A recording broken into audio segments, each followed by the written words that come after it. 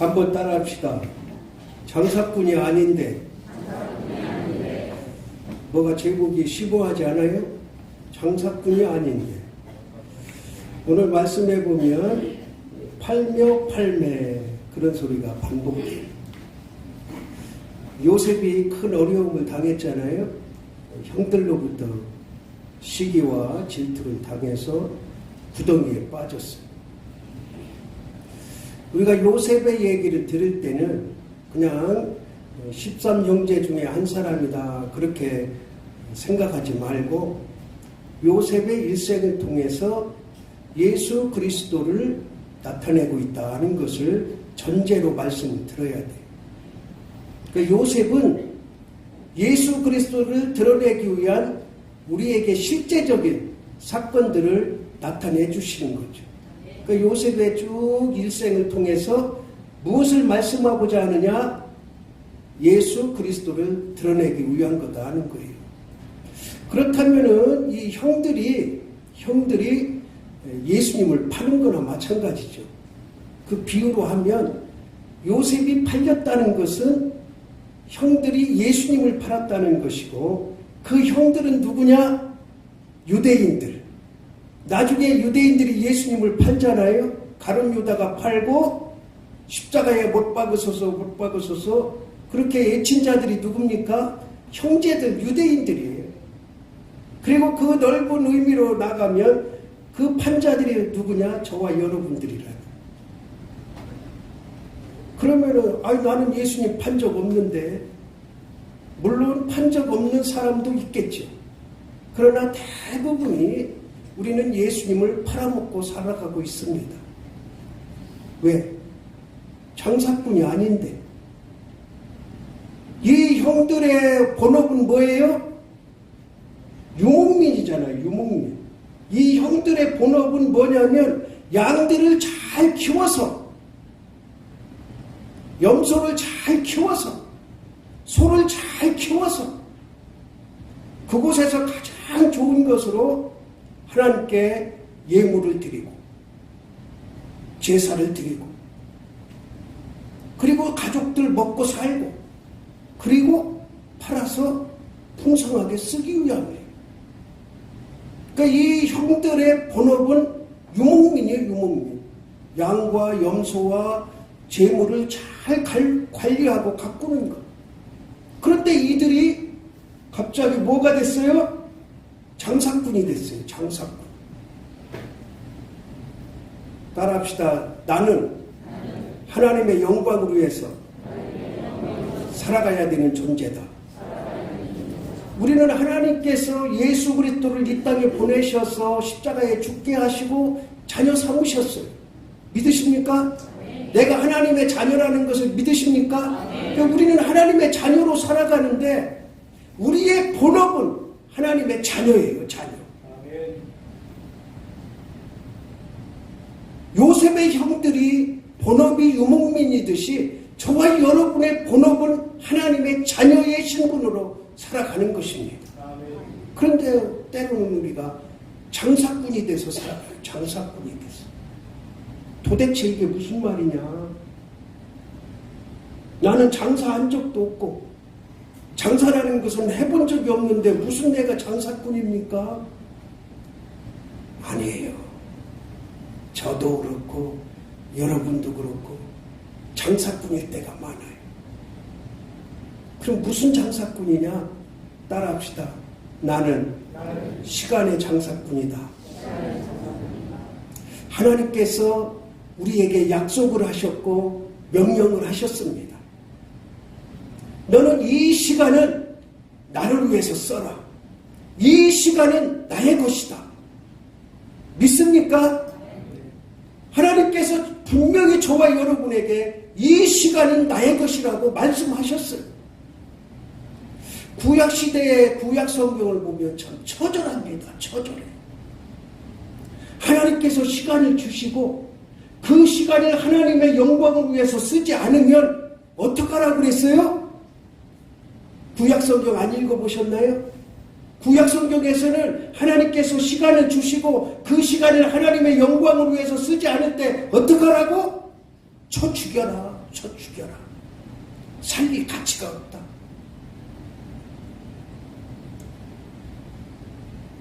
우리가 지금 오늘을 월, 화, 수, 목, 금, 토 뭐라고 불러요? 일요일이라고 부르는 사람은 없죠? 여기 일요일이라고 부르는 사람은 태양을 숭배하는 알라신을 숭배하는 사람. 우리는 오늘을 무슨 날이라고 불러요? 주일이라고 불러줘요. 주일. 주일이라는 말이 뭐예요? 주님의 날, 주말이에요. 오늘은 온전히 주님의 날, 하나님의 날이다 하는 거예요. 그럼 여러분, 시간 장사꾼이 한 번도 된 적이 없습니까?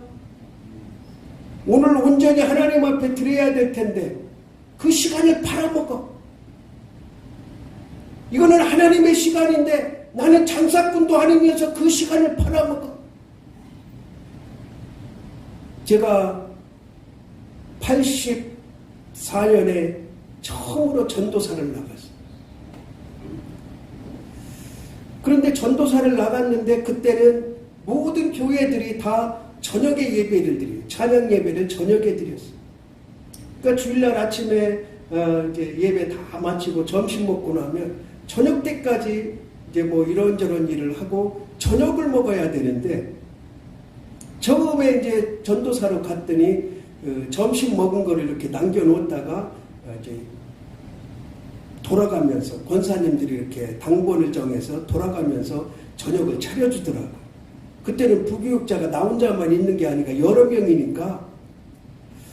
그래서 그렇게 해서 이제 저녁을 먹고 저녁 예배 마치고 집에 오는 거예요. 근데 얼마 지나니까 아주 젊은 집사님 신혼부부예요. 신혼부부인데 그분이 다른 분들은 말고 교육전도사가 3명이었었는데 교육전도사만 자기들이 저녁을 대접하겠대.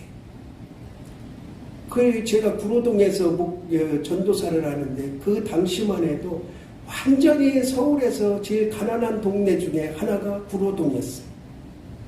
근데 이분들도 무슨 사업인가 하는데 신혼집이라고 하는데 단칸방이에요.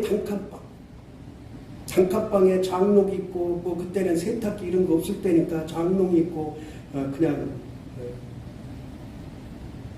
아주 살림도 단촐하고 그런데 단칸방에 살면서 교육전도사들 저녁을 3년 동안 하루 한 저녁도 한 주일도 빼놓지 않고 저녁을 해주셨어요.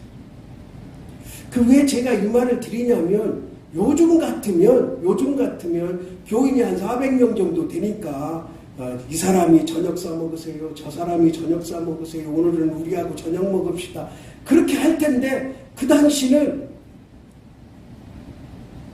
밥 사 먹는다는 게 이게 상상이 안 되는 시대예요.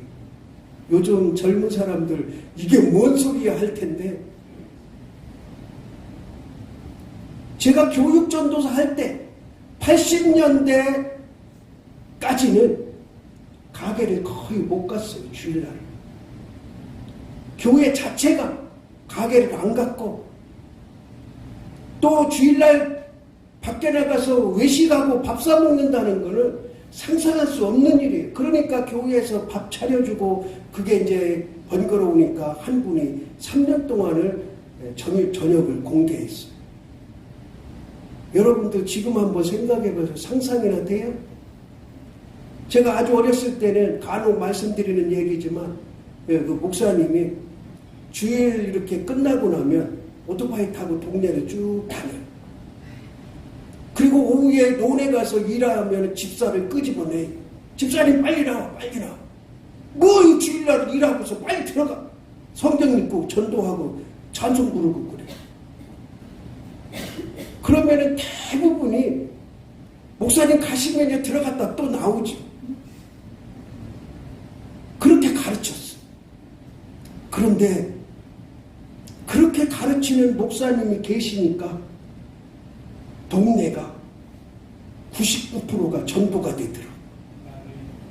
그렇게 하면은 오히려 교회 가지 말자. 교회가 뭘 저러냐 그럴 텐데 그 목사님 목회하실 동안에 그 동네에 150호가 있었는데 점쟁이 집이 3집이에요. 점쟁이 집이.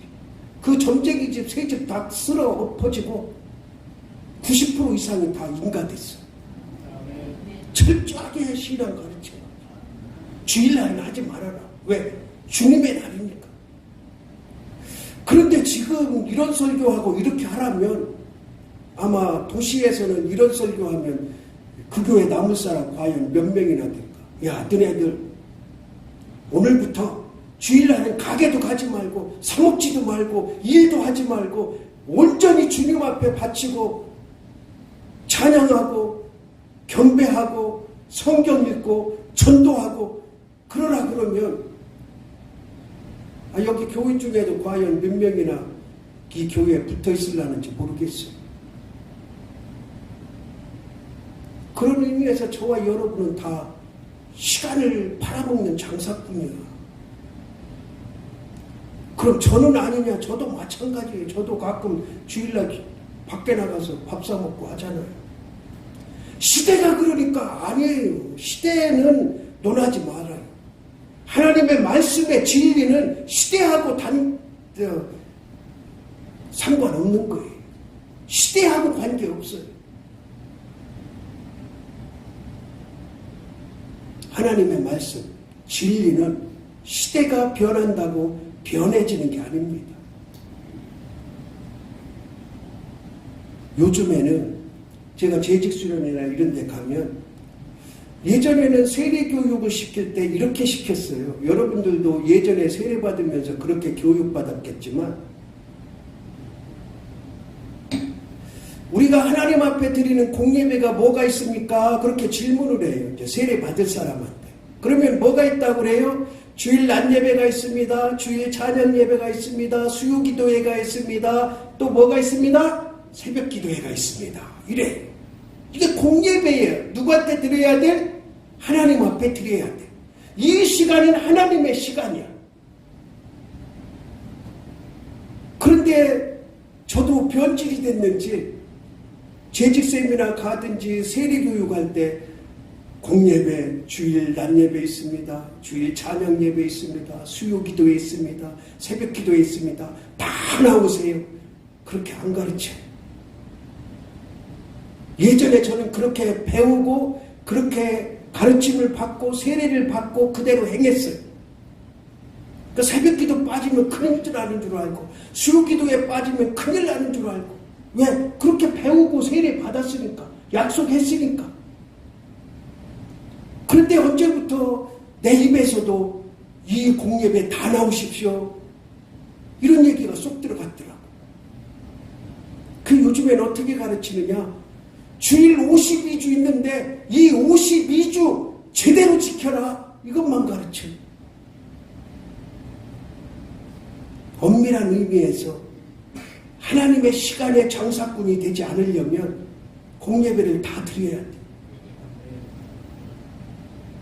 그렇다고 여러분들 뭐 지금 공예배 다 안 드린다고 해서 제가 이렇게 폄하하고 비토하고 그런다는 의미가 아니라 하나님이 우리가 시간의 장사꾼이 되지 않기를 지금도 원하시고 계신다는 진리를 말씀드리는 거예요.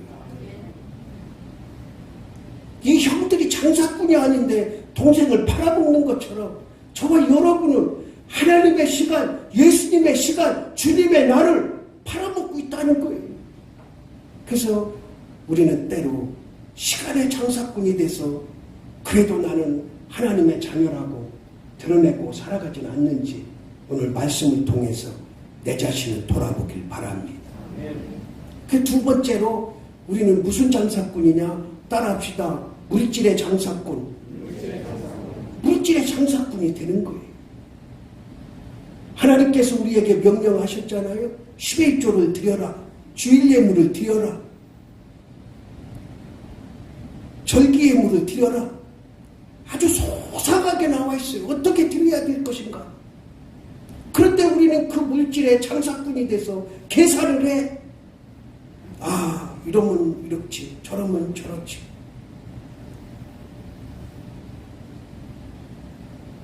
제가 이제 연말이 되면 연말이 되면 우리 성도들 이제 11조 봉투 또 주정원금 봉투, 선교원금 봉투를 한번 이렇게 다 점검을 해요. 점검.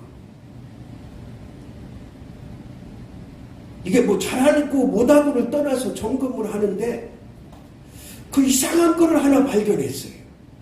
이게 이제 처음 드리는 말씀이 처음. 해당되는 분은 철저하게 회개하고 고치세요. 이상하게 11조 12달을 내야 되는데 한 달이 빠져. 그게 한 해 그러면은 실수로 몰라서 못 냈다. 그리고 보면은 자기가 볼 거 아니에요. 12달인데 한 번 안 지킨 거를. 그런데 이게 몇 년 지속되더라고. 이거 장사꾼이에요. 장사꾼. 제가 모태신앙인데 84년 12월에 교육전도사 들어가고 나서부터 11조 생활을 했어요. 그 전에는 11조 생활을 안 했어요. 근데 태어나서부터 이제 이렇게 아장아장 걸을 때부터 세뱃돈 받은 거 있을 거 아니에요? 그때는 세뱃돈이라고 해봐야 뭐 2원, 5원 아주 많이 주면 10원 이렇게 줄 때. 그럼 세뱃돈 받아가지고 집에 이렇게 엄마 손잡고 오는 동안에 엄마가 야 그거 나한테 맡겨라 그래. 그 엄마 좋아요. 믿고 맡겨. 한 번도 저한테 돌려준 적이 없어요. 그러니까 11조를 못했어 나는. 그리고 고등학교 졸업하고 직장에 딱 들어갔는데 첫 월급이 68,000원이야. 11조 안 했어. 그때는 교회를 안 다닐 때니까. 그리고 나서 제가 언젠가 결심을 했어요. 내가 전도사 들어가기 전에 모태신앙부터 직장생활 3년 할 때까지 11조 계산해서 언젠가는 내야 되겠다. 그렇게 생각을 하고 있었는데 차일피 미루고 여지껏 못 냈어요. 근데 이 설교를 나를 위해서 준비하게 하신 거예요. 너 그동안에 떼먹은 11조 내라고 하나님이 강력하게 말씀하셔서 다음 주에 낼 거예요. 그러면 내가 어떻게 계산을 했느냐? 아주 어려서부터 이제 직장 생활을 3년밖에 안 했으니까 조금 계산해 보니까 넉넉 잡고 내가 그동안에 시세 차익, 이자 이런 거 안 따지고 그냥 넉넉하게 잡고 한 2천만 원 정도 되지 않겠나 싶어요. 그동안에 버는 게. 그런데 어림도 없어. 한번 생각해 보세요. 1년 6만 원이나 8만 원 벌어가지고 1년이면 한 100만 원 되나요? 그럼 3년 벌어봤자 300만 원, 500만 원밖에 안 되고 코 묻은 그 이자 따진다면 2천만 원도 넘겠지만 그러니까 이자, 환급 이런 거 안 따지고 그냥 넉넉 잡고 2천만 원 해서 내가 200만 원 11조 해야 되겠다. 그렇게 마음만 먹고 있었는데 못했어요. 왜? 장사를 한 거지. 계산을 한 거지. 이 설교 준비하면서 내가 이 설교 끝나고 설교하고 나서는 뭐를 해야 되니까? 실천을 해야 되니까 다음 주에 200만 원 11조 할 거예요. 평생 밀린 11조. 그러면 이 가슴에 응어리졌던 게 이제 풀어질 거라는 생각을 합니다. 그동안에 장사해왔거든. 물질 가지고 장사해왔거든. 여러분은 어떻습니까? 그렇다고 여러분들 날 때부터 지금까지 계산해서 하라는 게 아니에요. 만약에 내가 교회를 언제부터 다녔는데 지금까지 11조를 한다고 했는데 가만히 생각해 보니까 이때 띄어먹고 이럴 때 띄어먹고 저런 때 계산하고 이럴 때 장사하고 이래서 띄어먹은 게 얼마 있다 그러면 그거 하면 되는 거예요. 1년 전부터 교회 나와서 내가 봉급 200만 원인데 20만 원씩 한 번도 안 냈다 그러면 그거 하면 되는 거예요. 여러분 물질 갖고 장사하지 맙시다. 모든 게 다 하나님 것인데 나도 하나님 것이고 내 자녀도 하나님 것이고 내가 가진 모든 소유도 하나님 것인데 그 중에 하나님께서 우리에게 요구하시는 것은 10분의 1 그리고 주일날 나올 때 하나님 앞에 정성을 다해서 예물을 드려라 하는 거예요. 12월 둘째 주일 항존직 수련회 말씀이 다 준비됐어요. 항존직들만 모였을 때 말씀할 준비가 다 됐습니다. 하나님이 강력하게 말씀을 하셔서 우리 항존직들 정신 바짝 차려요. 시간 장사하지 말고 물질 장사하지 마세요. 그거 다 내 거 되는 거 아닙니다.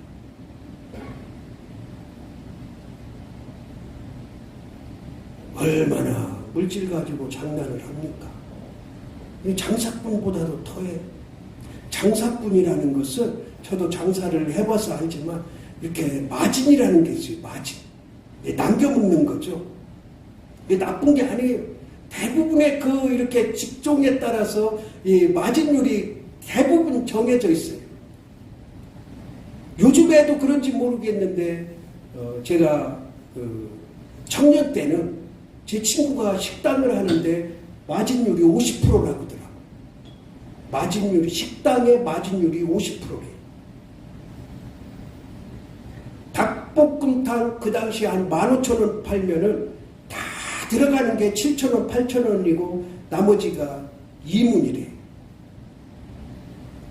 그런데 또 다른 이제 업종은 어떤 거는 10%, 마진이 10%인 것도 있고 또 어떤 거는 30% 정도 되는 것도 있고, 그러니까 상도덕이라는 게 있어서 마진율을 대체적으로 정해서 그렇게 장사를 하는 거예요.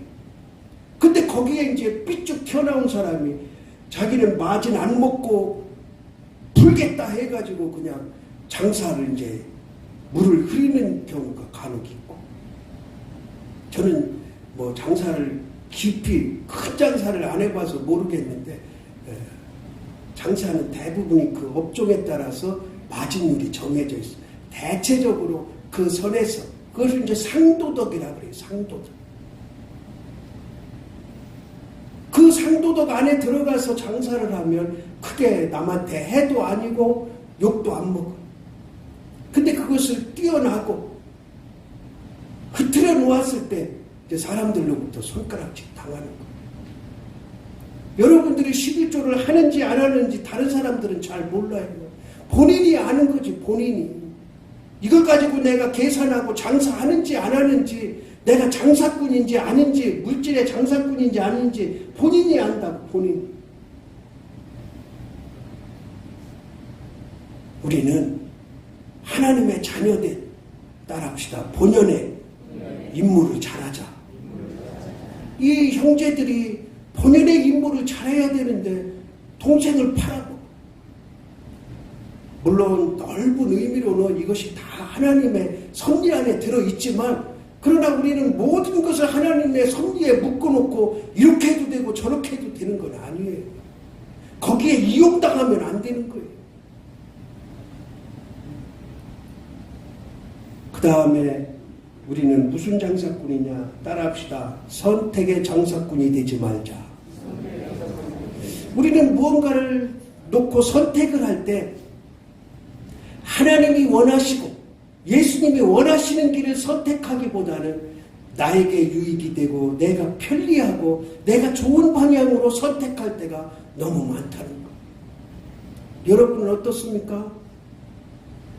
무언가를 딱 선택했을 때, 선택권이 주어졌을 때, 나에게 주어졌을 때 그 선택을 하나님의 영광을 위해서 예수님이 원하시는 길을 선택하느냐, 아니면 나의 편리와 나의 유익을 위해서 선택하느냐. 나의 편리와 유익을 위해서 선택하는 자는 선택의 장사꾼인 거예요. 장사꾼에 불과한 거죠. 그러면은 형을 팔아먹은 이 본연의 임무를 버리고 장사한 이 장사꾼들은 어떻게 되느냐? 앞으로 차차 공부하겠죠. 결과가 좋을까요? 나쁠까요? 당연할 거죠. 당연한 거. 장사꾼이 아닌데 장사를 하는 자가, 그것도 하나님의 뜻을 거스리는 장사를 한 자가 결과가 좋을 리가 없죠. 우리는 하나님의 자녀임을 잊지 맙시다. 하나님의 자녀는 시간의 장사꾼이 돼서는 안 돼요. 온전히 하나님이 원하시는 시간은 하나님께 드리기를 원합니다. 하나님이 그것을 받으시고 기뻐하십니다. 가급적 가능하면 공예배 다 나오면 좋지만 그럴 수 없다면 주일이라도 하나님의 영광을 위해서 쓰세요. 요즘에는 이제 우리 지금 여기 농사 짓는 분 어르신들이 다 이제 70, 80 넘어서 이제 뭐 농사질 힘도 없어가지고 그래. 농사질 힘이 없어서 그렇게. 제가 처음에 왔을 때는 이분들이 다 50대, 60대 펄펄 나를 때. 그러니까 주일날 보면은 막 밭에 나가서 논에 나가서 일하다 말고 그 신발 신고 와가지고 저기 밖에는 흙투성이가 되고 그렇게 주일날 아침에는 일 나가지 말라고 그래도 좀 마음을 장갈하게 하고 그러고 나와서 하나님 앞에 예배드리고 점심 먹고 가서 일하라고 그래도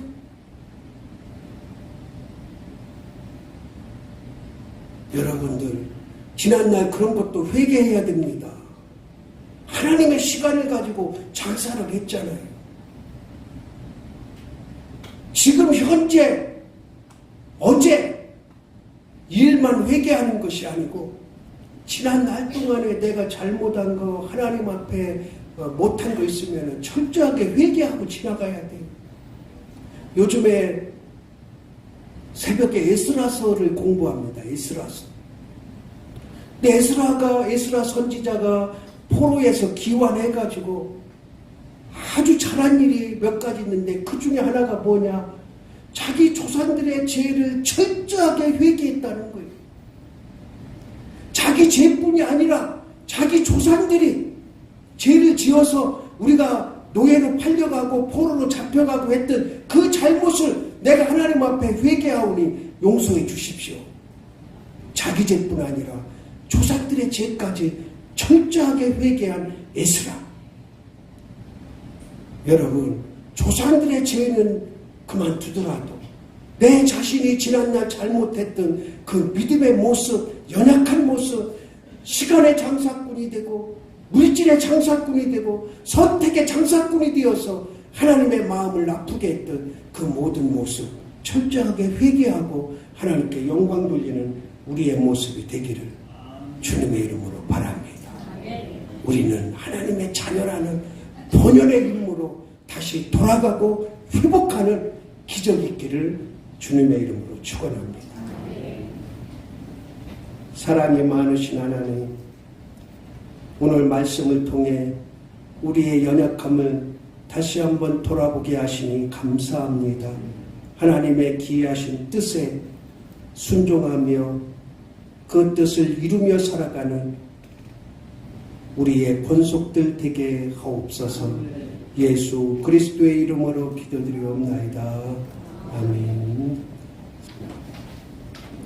이제는 예수 그리스도의 은혜와 하나님의 극진하신 사랑하심과 성령님의 교통하심과 위로하심이 오늘 말씀을 듣고 하나님의 영광을 위해서 살아가기를 다짐하는 모든 권속들과 그 가정들 위에 그리고 이 나라 이 민족과 이 교회 위에 영원토록 함께 하시기를 축원하옵나이다. 아멘.